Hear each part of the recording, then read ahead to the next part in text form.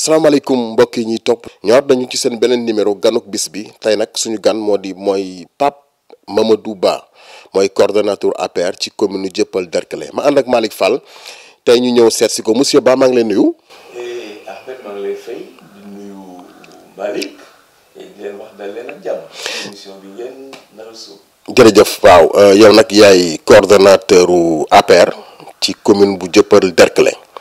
Dieuppeul Derklé mooy Castor Dieuppeul ak Derklé ak li ko wër Cheikh Gueye moo fi nekk actuel maire depuis 2014 waaye ñi ngi ci jamono élection locale mu am benn adversaire bu tudd Ababacar Sadikh Bèye pas n'importe quel adversaire te yow mooy sa candidat pourquoi le choix de Sadikh Bèye. voilà dama xam ne que choix dafa di lu doy waar. te boo demee ba di ko def. nga war a ànd ak sa xel demee ba ca cëppaandaw ga dañu xool ki nga xam ne moom mooy njëriñu askanu Dieuppeul Derklé maanaam suñu commune ba tax na nag ba loolu bañ ko dëgmalee ca la ñu woote Fun City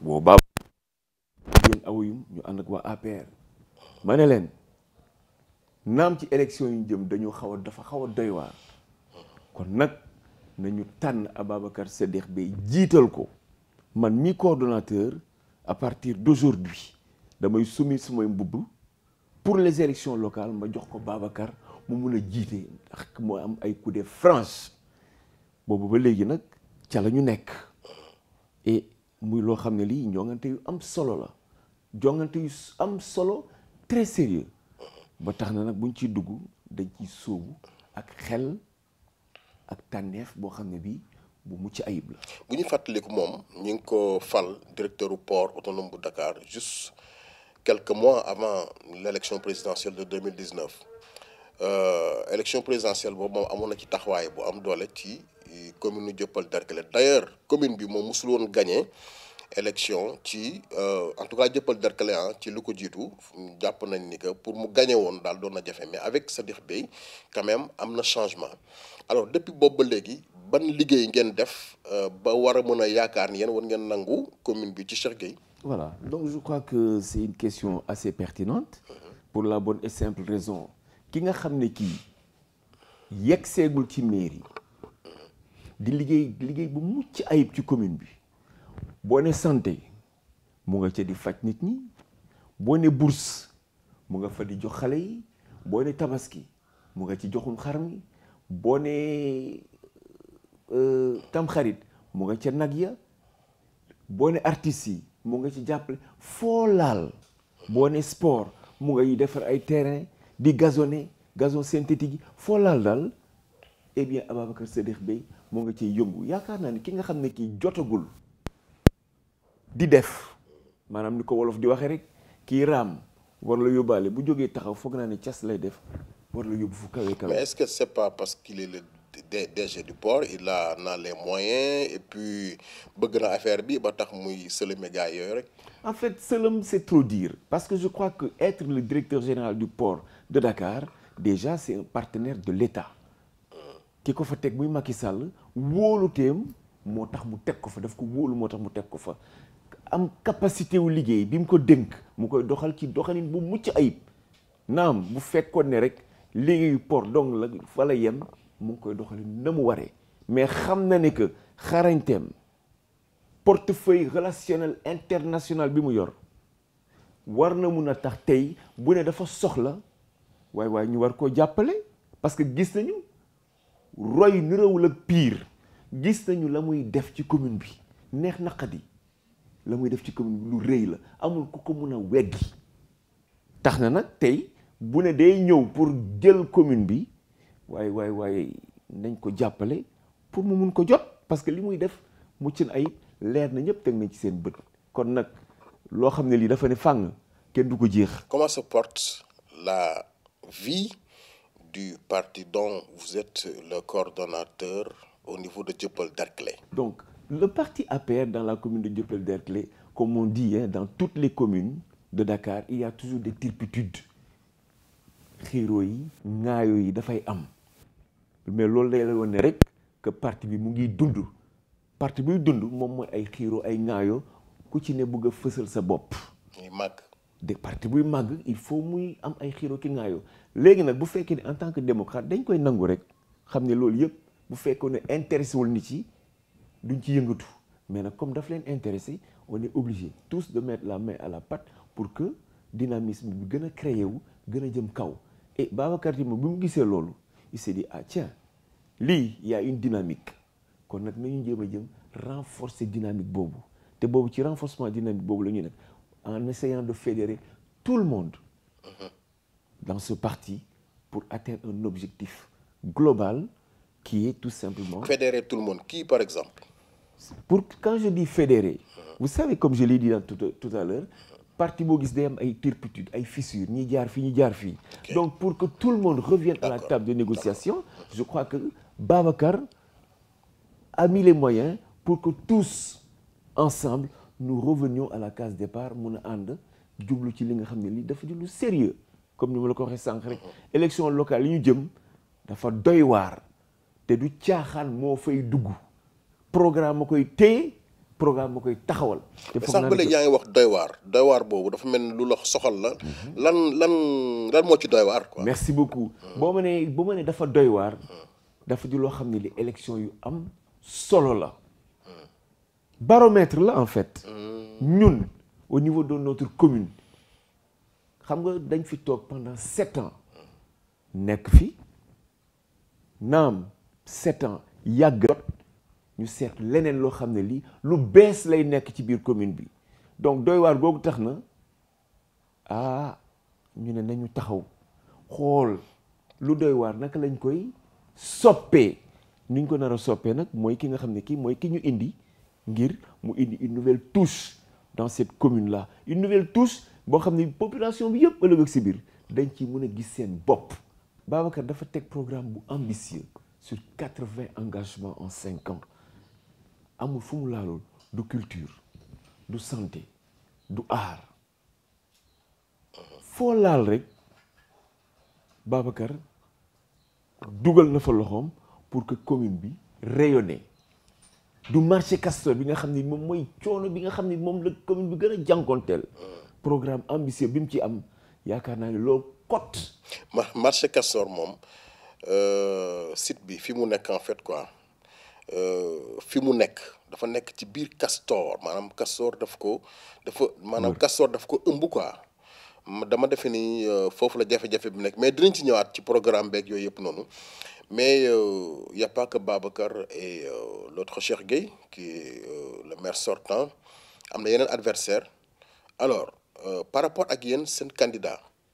Avec Cheikh Gueye, c'est un adversaire redoutable. Je sais que je vais gagner. Je sais que léegi nag yeneen candidat yi nekk waa Yewwi ak ñeneen ñeeg ñooñu moom da ngeen yaakaar ne mën ngeen ñëw rek falaxe la noonu comme ça rek jàll.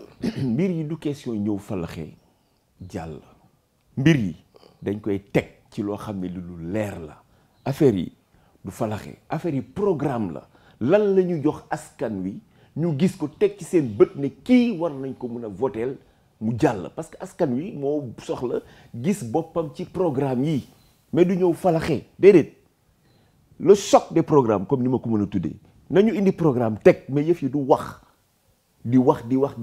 déedéet c'est du concret programme nga xool ko programme contre programme foofu la nit yi di wutee te bésu Babacar amul dennandoo son programme amul dennandoo képp koo xam ne kii rek vraiment xool nga ko gis ko lire ko intérioriser ko di nga xam ne que ce programme là il n'y a pas photo amul dennandoo billahi amul dennandoo. tudd nga sànq terrain Castor. waaw bi nga xam ne dafa amoon yéenay def ko stade bu ndaw bon gazonné ko def ko ak yooyu defaraat ko daal ba mu baax comme ça gars yi am fu ñuy épanouir ak yooyu mu mel ni Cheikh Gueye dafa bañoon loolu enfin d'après mes informations dafa parce que amul woon autorisation maire bi te fa amoon autorisation maire bi pour mën a def loolu léegi moom lan moo taxoon mu bëgg a jóg def liggéey boobu te xam na ni maire bi moo ko war a jox autorisation. Vous savez, ce problème de stade, moi je crois qu'il ne va pas falloir s'épancher trop là-dessus. Pour la bonne et simple raison, une fois on a mis de l'argent, 2 fois on a mis de l'argent, 3 fois on a mis de l'argent. Mais ça reste toujours au point de départ. Donc je crois que Babacar war a ñëw pour defar ñu naan dina ko jox autorisation, le débat n'est pas à ce niveau-là. Parce que gis nañ ne que terrain bi nga xam ne bi Dieuppeul 2 la ne.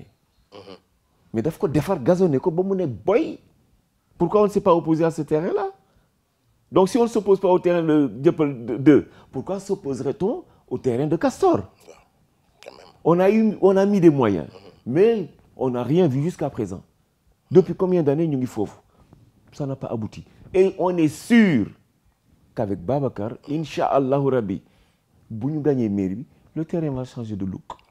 Parce que dañu doyal ci xale yi war a bëgg a football yi di jéggaan yi dañu cotiser pour mun a dem louer terrain Sacré-Cœur 60 000 francs ba pare dañu cotiser pour 1 heure de temps 1 heure et demie dafay doy waar. Donc je crois que loolu c'est un mal qu'il faut tout à fait éradiquer. Vous avez suffisamment d'espace pour defar marché bi terrain bi aménager ko gis nga maa ngi juum sax di tudd marché foofu laa bëgg a ñëw ak yow junñoo ko sax marché Castor mu nekk nag vraiment benn barab bu am solo ci Dieuppeul Derklé ak li ko wër ba côté Liberté 6 ba Sacré-Cœur ñëpp foofu la ñu duggee ci marché depuis bu yàgg ba léegi. Alors marché Castor lan ngeen fa prévoir pour def ko fa dëgg-dëgg. léegi pour ma ñëwaat sax ci marché Castor je crois qu'il faut remonter le temps. Quelque part état bi moo ñu xaw a tooñ foofu. moo tooñ commune Dieuppeul Derklé parce que ba ñu yàkkali marché Tilène. fa lañ jógee indi leen à Castor. Je me rappelle en 1983 sama papa bi muy gaañu marché Castor xaajul toll noonu ba muy gaañu chaise yëpp ñu ngi ko teg fi nit ci di lal mu yaatu ba bugg a dee kon nag am na loo xam ne li état bi amel na ci njukkal ba tax na tey bu ñu jëlee mairie bi nag Babacar dina taxaw ne état yéen ñu tegoon bii toorkat lii il faut ngeen seet naka lañ koy régler te programme bi mu am ci marché Castor il est ambitieux il faudrait que mu nekk un marché un hub boo xam ne bi ñëpp fa la ñu ñëw di duggee ñu moderniser ko nag ba mu nekk ci ay normes internationales yoo xam ne yi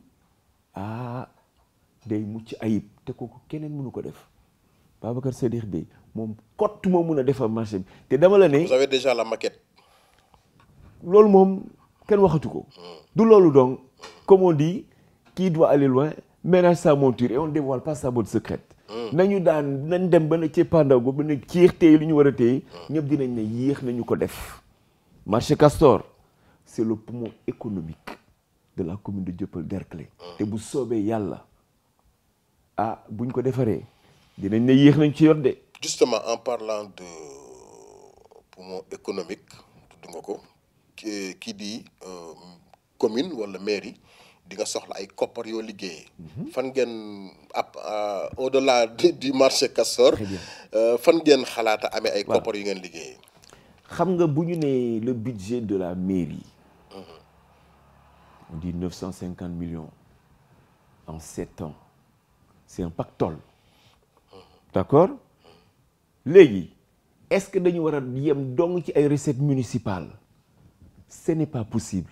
Il y a la coopération décentralisée dañu war a génn di wuti di indi avec les partenaires ñëpp gis nañu man dem naa Italie benn année boo xam ne bii ay waa Casamance fu ne la ñu jógee di wut si ay partenariats yu fécond pourquoi pas la commune de Dieuppeul Derklé war a génn wuti ay partenaires yu ñu jàppale et le premier partenaire aujourd'hui si nous gagnons les élections. Mais c'est l'État du Sénégal d'abord. On ne peut pas vouloir une mairie et être un opposant à l'État. loolu mënul nekk parce que mairie démembrement wu État la mairie agent wu État la kon nag en synergie avec l'État dañu war a liggéey ak moom mais bu fekkee ni dama koy jël bugg ko xeexe waaye man du ma nangu loolu man État du ma ko nangu. population yi ngay lor quoi. da ngay lor population yi kon nag bu fekkee ne da nga gagné di doxal da ngay mun a ànd ak état. am na yeneen communes yoo xam ne sax ànduñu ak état mais ñu ngay doxal la ñu war a doxal mais bu fekkee ne da nga koy yore ne dama koy xeexe état mais dafay xaw a doy waar. dinaa sax dégg ñu naan mais waaw yow bu fekkee ni da ngeen gagné bu ngeen defee ay emprunt au niveau de l'état état bi daf leen di jox waaw ça dépend. parce que moom ngeen àndal. non maa ngi ñëw. xam nga bu fekkee ne même bu ñu àndee ak état nga soxla dara laaj ko état bu fekkee ni cela est possible dans les cordes étatiques mais da ci jàpp mais bu fekkee ni da nga ko bëgg a jël xeexe ko mais état du ko def. du ko def c'est une question de bon sens man du ma ñëw ne la kaay sama biir kër ñu toog waxtaan nga bëgg ma dicter sa loi dinaa ko nangu mais du ma ko nangu kon nag xel la mu yenu day fekk mun koo yenu xel day yenu la nga xam ne lii logique na donc moo tax ma ne leen tey bu soobee yàlla bu ñu gagné élection yi ci kàttanu suñu borom dinañu gis lu mucc ayib. incha allah naka ngeen pour génn ci Dieuppeul Derklé nag vraiment gën a yaatal tuuti. naka ngeen entamé seen campagne parce que gis nañ ni que campagne mi ngi avancé bu baax daanaka sax li ci des bareetul noonu. gaa ñaa ngi yëngu ici au niveau de Dieuppeul Derklé naka yéen seen côté yéen. naka ngeen seen coalition naka ngeen di doxalee seen campagne quoi pour mën a convaincre nit ñi comme ba le 23 janvier vraiment nit ñi dem voter leen. je crois que loolu dama ci am cawarte tontu ndaxte ba ñu jógee Fun City au mois d'août boobu ba léegi. ci préparatif yi quoi. ci préparatif boobu ba léegi ñu ngay def ay visites de proximité du Dieuppeul 1 2 3 4 Liberté 5 B C Derklé Castor Cité Marine Bastos amul fu ñu dugg ruq jinne boo gis dugg nañ fi amul bunt bu ñu fëggul ak Babacar Sadikh bi xam nga ne liggéey bu metti la liggéey bu metti man dinaa ànd ak humilité parce que benn moment doxuma ci parce que dafa xawoon a metti Babacar nag di un capitaine de vaisseau bu am endurance. ba pare américain la quoi moom.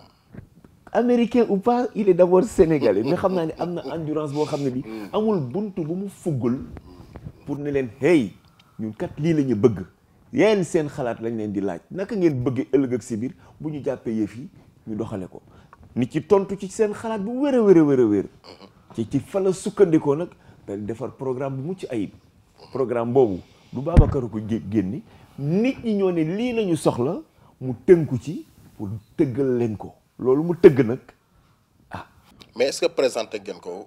may ma ñëw loolu mu tëgg boo ko tëggee ba mu rafet foog naa ne ña ngi ko war a jébbal dañ ci gis seen bopp ñu jógati di doxal programme ba ci boppam dañ ko vulgariser au niveau de la commune amul ku ko yorewul xool ko xam ne lii programme la mais ñeneen ñi wax ngeen naan adversaire amuñ programme gisuñu seen programme gisuñu ko te tey buñ ko defoon it billahi xaajul yegg ca cheville ñun suñu programme bi ñu teg. est-ce que dañuy xaar ngeen génne seen bos ba pare ñoom ñu soog a ñëw. boo wóoloo sa bopp amul looy xaar programme contre programme dama ne choc des programmes la amul looy ragal bu fekkee ni wóolu nga sa bopp rek mais génneel sa programme. Babacar daal dama ne man je ne me suis pas trompé de choix.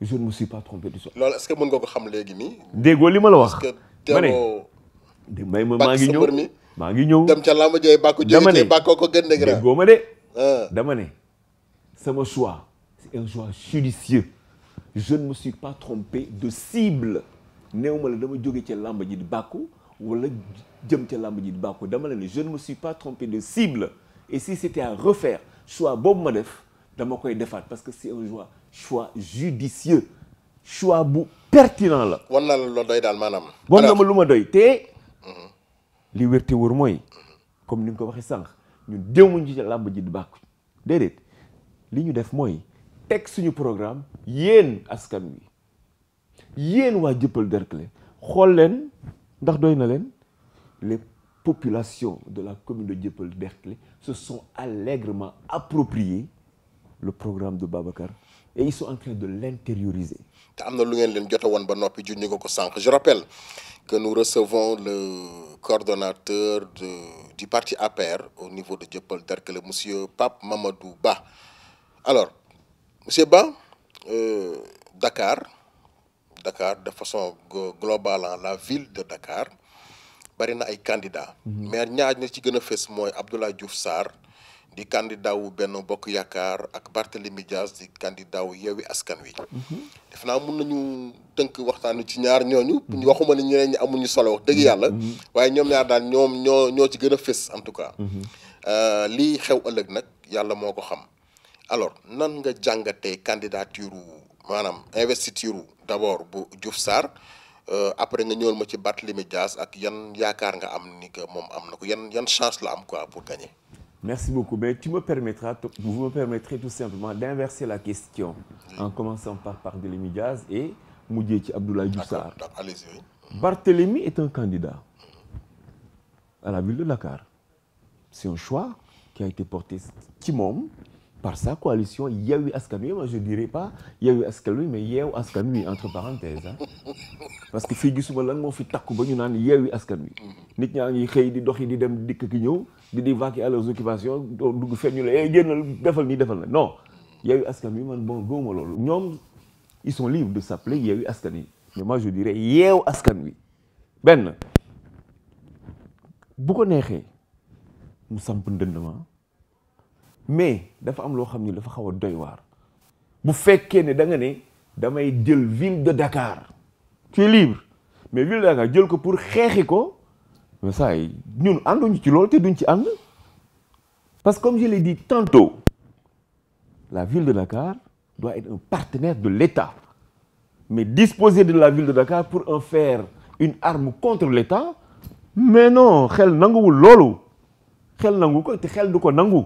moom nee na dafa wane ay preuve am au niveau de Mermoz Sacré-Cœur moo tax mu ñoqali ni dafa bëgg ñu jox ko Dakar nag ci boppam mu wan leen leneen lu ngeen musul a gis. su fekkee ne dafa wane leneen à Mermoz Sacré-Cœur kooku ça n'engage que lui parce que man bés bu ne ma jaar Mermoz Sacré-Cœur à part Auchan boobu nekk foofu noonu. gisuma lu fa extraordinaire ce sont les chantiers du président de la République ñoom ñoo fees Mermoz Sacré-Cœur. avec le BRT toj fii gas fii gisuma lu extraordinaire Sacré-Cœur a été bâti bien avant que lui n'accède à la magistrature locale. D'accord donc gisuma lu fa extraordinaire man waa Sicap Baobab la man waa Bopp la man waa Dieuppeul la man waa Castor la te li ma wax dara mënu ko dindi foo dem dañ fa am màkkaan. universel nga quoi. très bien foo dem dañ fa am màkkaan muy Dieuppeul muy Castor muy Bopp di Baobab.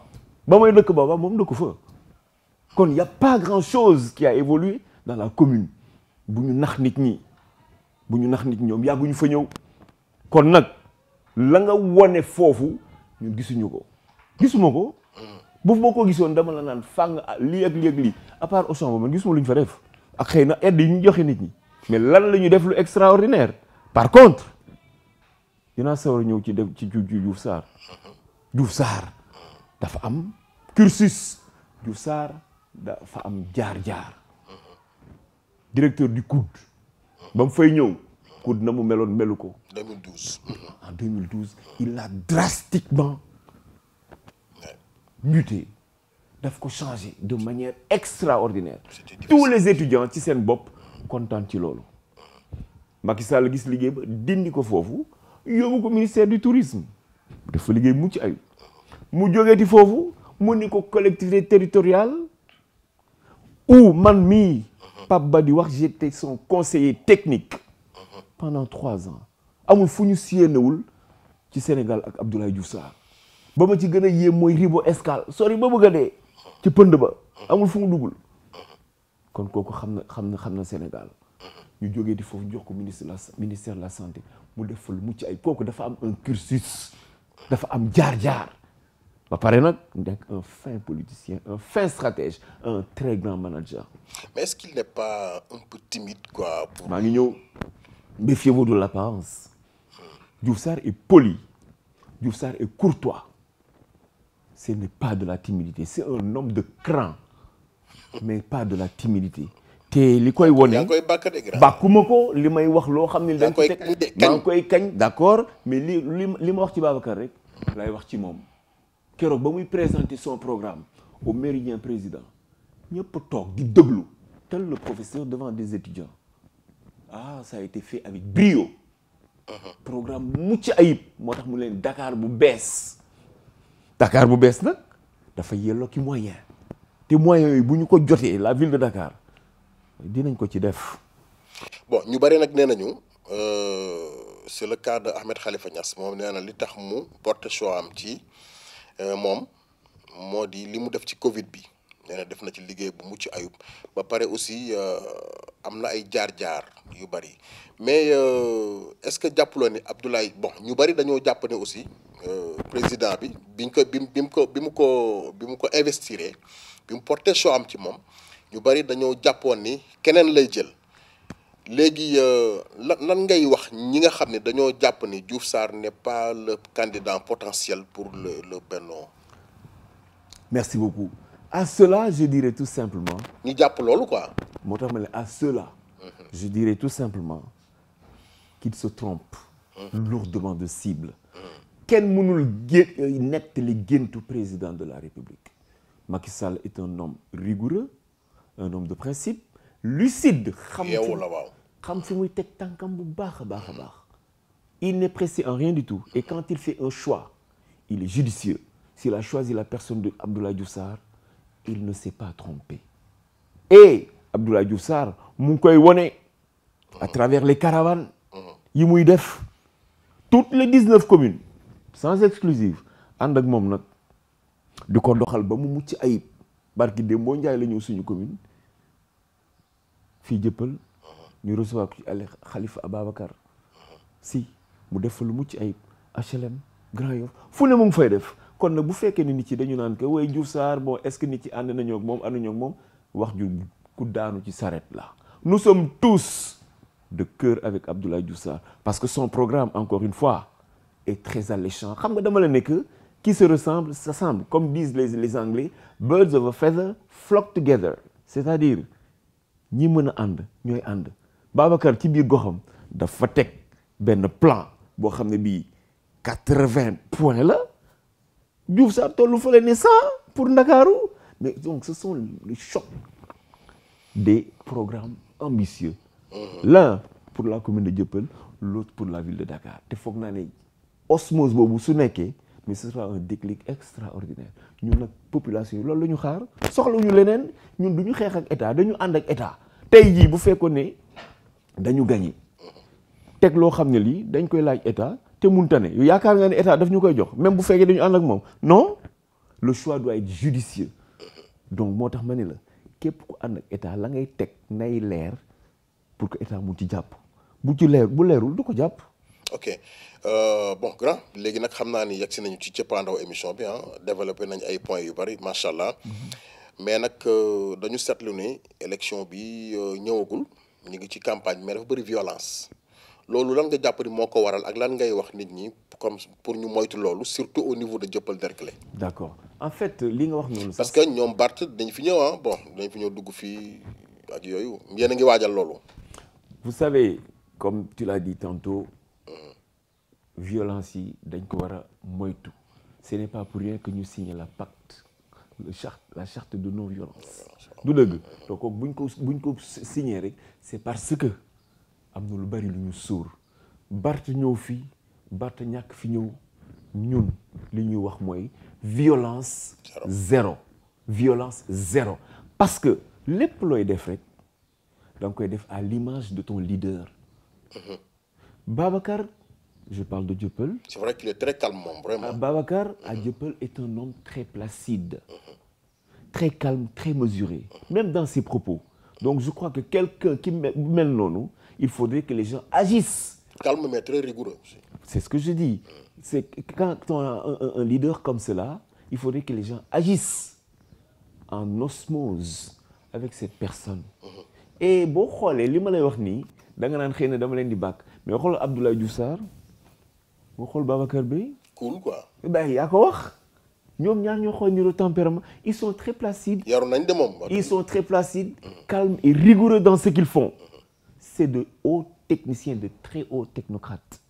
dégg naa moo créé UCG moom Abdoulaye Diouf Sarr moom. Donc loolu ngay wax noonu yëpp man nee naa la j'étais son conseiller technique la mu def lu mucc ayib la. du ma ci dellu si fi mu ne fi ñu teg suñu tànk bi mooy élection locale communale Dieuppeul-Derklé ak ville de Dakar te ci kàttanu suñu borom dinañu ko am. li ngeen wax daal yéen mooy violence zéro soxlawuñu violence mu jóge ci ñun. dinaa la jox benn firnde rek. barki de moo Ndiaye bi Abdoulaye Diouf Sarr ñëwee ci commune bi. ci allée Khalifa Ababacar Sy. waaw amoon na buuxante xiiroo ŋaaye bu méttee métti mais li ma lay wax sànq ci Babacar ba mu yéegee waxtaan nañu programme waxtaan li ñu war a def yëpp mais fa mu gën a insister mooy mais xool leen buuxante bu métti bi amoon fii lépp ndax place est-ce que ñëpp dugg nañu est-ce que siis yi desuñu ñëpp toog nañu est-ce que jaroon na buuxante. jaroon buuxante kon nag kooku c'est un avant-gardiste la muy wax xam na ko mais ci tey dal teg ak tey. léegi pour daaneel vraiment quoi parce que Malick mi may signalé ni waxtu wi jeex na dama dégg sànq nga junj programme c'est vrai que man gisaguma programme bi mais lan ngeen ci prévoir pour jigéen ñi soxna yi quoi parce que ñoom dañoo am solo lool nag ci mbir mi donc je crois que jigéen ñi c'est elles qui vont se tailler la part belle. parce que seen jigéen ñi ak jeunes yi. ñoo ëppale wàll ci nar wi daal. dama ne jigéen ñi. ak jeunes yi ñoo ëppale wàll ci nar wi. te ñoom xam nañu ko jeunesse bi xam na ko junj nag doy na borom xel jarul ñu dévoiler lépp la nga xam ne moom la ñu war a def ca cëppaandaw bi. incha allah ñu piraté dina feeñ. grand ma bàyyi la nga tàggoo. Sëñ Ahmed. Sëñ Malick. maa ngi leen di jaajëfal bu wér a wér. merci kontaan naa trop parce que saa ñu leen soxlaa. ngeen teew pour ñu échanger ay idées jëm ci askan wi. élection yi ñu jëm yàlla ñu ci dugg ci bismillahi rahmaani rahim génn ci alhamdulilahi rabil alamin yàlla def nag ñu gagné ak ndam lu wér. amiin ci daraja moom salaam allahumma salli ala sayyidina. jërëjëf Pape Mamadou Ba. coordonnateur APR ci commune Dieuppeul-Derklé mi nga xam ni il a porté son choix sur la personne de Ababacar Sadikh Bèye directeur général du port autonome de Dakar doon nag ki nga xam ne moom la président Macky Sall teg fii ci Dieuppeul-Derklé pour mu dem ci élection locale yi yàlla na leen suñu borom may ndam. maa ngi la koy ñaanal di ko ñaanal ñëpp di ngeen àndal incha allah ça a été un plaisir de vous tenir compagnie. Malick Fall, Ahmed Seck ganuk bis bi une prochaine fois avec un autre invité. D'ici là, portez-vous bien.